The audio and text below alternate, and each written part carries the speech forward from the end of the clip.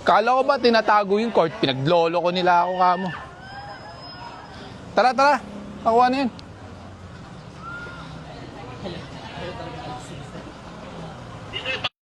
Ano po? Awis na nag-aawin na sila, pati ko nadamay. Hindi po. Galing Malacanang po ulit ang complaint. Ang usapan po namin ng barangay nyo, ang court dapat nakatabi. Eh, saan nakatabi?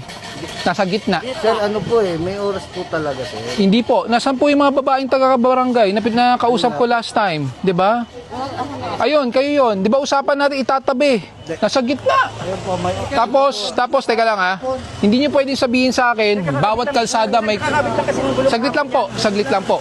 Hindi niyo rin pwedeng sabihin sa akin, bawat kalsada dito may court. Galing ako sa kabila, ang court nila nakasagad. Hindi nakaharang sa gitna ng kalsada. So hindi niyo pwedeng sabihin sa akin na lahat dito nakaharang sa kalsada. Kinabit yung gulong niya, sir eh. Gabi na po, sir, yun ang Gulong. Eh, sino po ba yung nagrereklamo dito? Palabasin nyo. sir, wala Oh. po, sir. Eh, pati kami nirereklamo eh. Oh, pasensyaan po tayo, kukunin namin. Palabasin nyo yung nagreklamo. Kung kilala nyo, palabasin nyo. Ito na lang sir, kung ano kung sakali, so hindi mo lumalabas yung complainant. Opo, Yung sir, court itatabili mo. Hindi po pwede. Kami po ang nirereklamo. Hindi na namin Hindi po. sinabalik yan. Ako po ang nirereklamo sa Malacanang. Dahil bakit di pinabayaan ko kayo? Kasi, sir, Hindi po. kahit sa barangay Kasi ang ano lang sir, naman yun, social media lang naman. Hindi social media. 8888 Presidential Complaint Hotline. Gusto mo makita? Yun nga po yung naging... Hindi po social media. Mali po kayo. Eh. Anong wala? Ayan na nga. Galing Malacanang. Lumalabas po na complainant dito, wala naman po lumalabas. Boss, ito ang basis of complaint natin. Galing Malacanang. Hindi mo pwede sabihin sa akin walang complainant. Ayan oh. meron, sir, meron. May complainant talaga kayo. Asan na ba yun? Ang Oh. usap lang namin, sir. April 30 pa oh. Formal complaint. Pati DILG meron na. I am writing. Concerned residents of Opao. Ayan oh. Involves a basketball court installed directly on public road even though the area is a dead end. Regardless of its location, the structure clearly obstructs public road. Oh, meron pa ah. More alarming is that this obstruction had reportedly already resulted in a tragic accident. Yung ano namin, pausap namin sir, na Kasi, sir, huwag lang kunin yung court. Eh, pangalawa na to. Sir, Ayun nga po. kakatayo lang nga po. Kakatayo lang namin Kasi kaka-welding gabi. Ganito na lang. Bigyan nyo lang ako Ganito, ng ganito. sir, Ganito. Hindi, ganito. Ako naman makikiusap. Kukunin ko, i-claim nyo sa amin. Para may papel tayo, may kasulatan. Sige po, sir. I-claim nyo. Wala naman babayaran eh. Walang problema, sir. Ganun na lang. Sir, yung ano lang namin kasi, sir, ganito, sir. Ang pakiusap namin, yung nagreklamo kasi, sir, yung tinatawag namin sa barangay, ayan, kahit tanong nyo Sino po ba dyan? Ayun, dito, sir. O, di katukin nyo ngayon. Ayun nga, ayaw nga po, sir, lumabas po pagdating nyo, eh.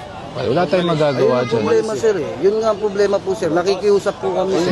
Ganito na lang pa usapan natin. Ay, sir.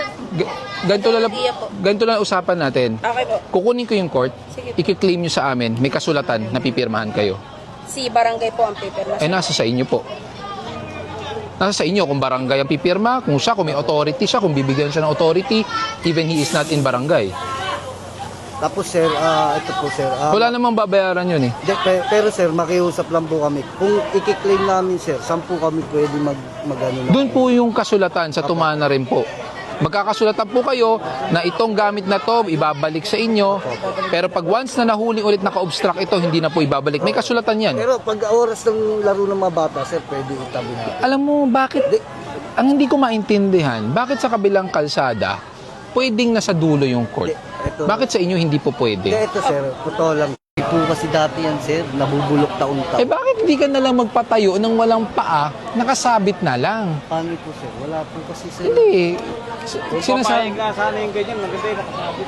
Oo, isabit nyo na lang. Papayag ka naman may bahay, di ba, sir? Yung nakahanga, may bakal. Oo. Hindi, kausapin nyo na. Kasi sabi nga nila, laro ng kabataan. Lahat laro ng kabataan. Diba? Yung nakahanga yung bakal. Wala nga naman abala sa sasakyan. Oo. Pwede naman yan. Maglalagay tayong poste dyan, sir, sa pader. Magposte kayo, tapos nakahang, para wala sa gitna. Tapos yan, puputulin na natin yung welding. Ito, ayan o, nakapaloob to eh. Opo. Ba't di na lang dyan? Kausapin nyo na lang. Poste na lang kami dun, sir, kausapin. Yun, maganda nga yun. Kausapin nyo na lang.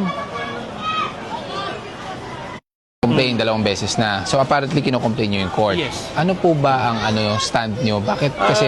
Kasi boss, pagka nakakadisgrasya sila, wala naman silang pananagutan eh. Sasabihin nila bata. O paano natin masisisi yung bata kung Asan ba si Kagawad? Kagawad? Ay, Yes. Ayan. Alam nyo na aware kayo na nakadisgrasya sila. Opo. Bakit walang umaksyon sa inyo? Itinuturo nyo yung munisipyo, itinuturo nyo yung barangay, nagtuturuan lang kayo eh. Pero po Gusto mo, kasi, sir, papakita ko yung yung kopya ng BFP.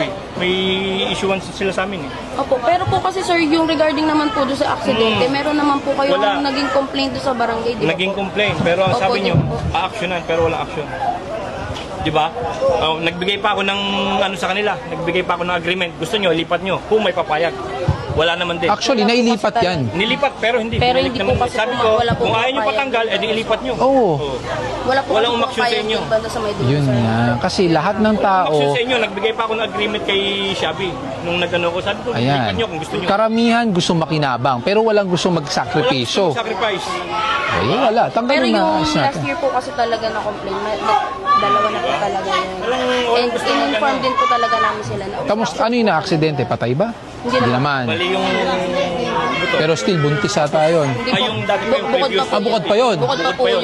May previous na nabalian, tapos yung nanay ko nahimatay. Meron kaming medical record.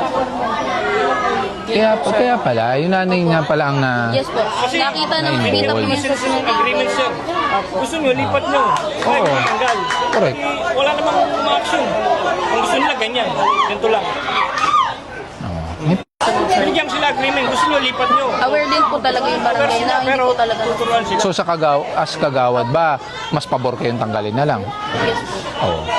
Tsaka ang stand po namin ni Kapitan po, ano po yung magiging desisyon ng mas nakatataas sa amin, doon po kami. Kasi nga binigyan ko na ng option. Sabi ko, magtayo kayo ng poste, ilagay nyo sa gilid. Wala rin namang gusto. Binigyan ko rin naman sila ng option. Pero po kasi wala po talagang pumapayag sa ibang part. po. Walang option. Kasi sinabi din po nila talaga na before, tinry nila ilagay sa dulo. Sampa nyo, pinasasampa ko na. Sino nagpapapigil? Agree po ang kagawad. Pumapayag po ang barangay. Mag-usap na lang po kayo sa barangay.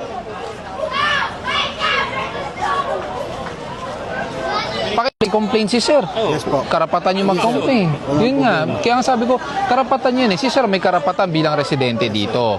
So, kung hindi lahat gusto makinabang sa court. Yes, sir. Pero walang gusto magsakripisyo sa inyo. Binigyan ko pa sila, sir, ng option. Kung may makatama mo, may pipirma sa inyo. Kasi pinapirma Wala na pa nga ito eh. Nakita mo, ginagawa pa nga namin ng maayos. Nakita mo, tinayo pa lang kagabi. Nakipag-usap nila sa akin si Galis, nakipag-usap sila kay Amer. Hindi. Bakit hindi lumapit? Kaya nga dapat ako kinausap mo dyan. Hindi. Kasi ako Dapat ako nag-manage lahat Ay, yan ikaw eh. pa naman manage. Ako nag-ayos. Teka lang, tatanungin Ginagawan kita. nga natin Sino ba ng ano. nakakaperwisyo? Hindi, oo nga mga kabataan. Kaya ito to, pumunta ako ng barangay para ayusin Dapat yung pinatawag mo. nangyari. Hindi, tinatawag kita sa Bakit walang barangay. lumarating sa akin? Di ba? Oh, ganito. Gusto niyo bang mas maayos? Oh, paglalaanan ko kayo ng effort. Magpatawag kayo, dadating ako para may katibayan kung sino pumunta at hindi pumunta. Sige sir, wala Oo. akong problema. Ganun na Yun lang. lang ang amin sir. Eh kasi simple lang yan. Sinabi ko last time, Kasi option mo yun to eh. Yung ako option ako mo rin sa amin kuya. nakarating. Pasensya ka na kuya. Nagbigay rin ako ng option last time nandito ako, ilipat nyo. Di, Umukay kayo sa akin Apo. eh. Pero wala pa sir, kasi kakatayo nga lang po kagabi. Tinignan muna kung naka-align yung pinag-weldingan. Ayun nga, tabingi pa nga po eh. Papababa ko pa nga sana yun sir. Simple, Kasi tabi- ganito na lang. Mag-usap kayo sa barangay, maghanap kayo ng pwesto. O, bibilang kayo ng court. O, na hindi yan nakaharang. lang sa amin sir. Kasi, sentimental value yung court sir eh. Kumbaga, 80s, 90s pa yan. Yung bakal na yan. Halos, inano pa namin yan sir. Pinaglaanan, palitan yung mga nabubulok. At saka ano, totally sir, bago yung bakal sa ilalim niya. Binilang ko na ng bakal yan, pinaweldingan, pinaayos. Pasensya ka na ha, pero hindi ko, okay, sentimental value, 1980s. Uulitin ko, 1980s, hindi Abo. ganong kapuno ang kalsada. Sa tingin ko, wala pa tong extension. Yes, sir. Wala pa extension ng tindahan doon, di ba? Abo. Pero ngayon, ano na ba, 2026, ang sikip nyo na. Yun nga. Ito, with all honesty, nagpa-inspection po ko ng gabi. On your end naman, sir, yung mga sasakyan na ginagawa dito or motor, as much as possible, baka pwedeng hindi rin po naka-obstruct. Dahil hindi ko po alam kung sa inyo yung na nakita namin nandito sa labas. Pwede sir ipa-review kung sa amin kasi hindi ko may tatanggi, may camera. Ayun. Barangay, pwede nyo po bang i-check? Yes. Oo, ganito na lang. Sabihin sa akin, hindi ko pwedeng sabihin sa Okay. kanila. Ganito. gusto nyo ng court, humanap kayo ng lugar na po pwede. Kung pumayag kung sino mang ninang niya, Apo. Meron na, sir. maglagay ka ng kasulatan. Pinapayagan ko itayo ang court sa harapan ng aking bahay at ako po ay nagbibigay ng pahintulot na hindi po ako magrereklamo. Yes, sir. Kasi pag sinabi kong verbal, boss, lagay ako court. Okay pare. Verbal lang yun. Kasi nagkainuman kami. Okay na pare. Sabay nung pag nahimasmasan. Bakit may court dito? Oh, di ba? Perfect example, di ba? Verbal lang yun. Oh, kasulatan tayo para pag nagreklamo, ay ninang, pumayag ka eh. Di ba? Tapos mag-witness ang barangay. Di ba? Simple lang, court lang yan. Ulitin ko, lahat gustong makinabang, walang gustong magsakripisyo sa inyo. Lalagyan nyo, ayaw nito. Lalagay dito, ayaw nito. Di ba? So, anong gagawin natin?